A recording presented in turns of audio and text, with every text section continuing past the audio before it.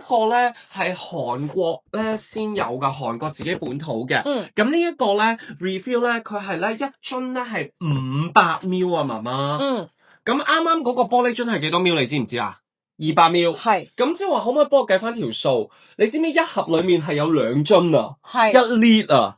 咁即係你可以 fill 到5次，因為200ml 一樽啊。呢個係俾你哋 refill， 即係再慳啲錢，然之後再用翻頭先嘅花花。當然叫你哋啲花花唔好掉。都可以咧齋插都得嘅，因為佢入邊都會有擴香條嘅。咁咧好簡單，呢個咧係一個 refill 嘅膠樽。咁咧開咗個蓋咧，直接倒翻落去就得噶咯喎。咁如果你話我唔中意 refill， 我齋擺得唔得？係絕對可以嘅，因為咧佢內附咧係跟埋咧每款係有5條嘅擴香條。即係有時有啲男人咧。或者有啲大老闆咧，佢未必中意有花花㗎嘛。你老闆房去，喂大佬。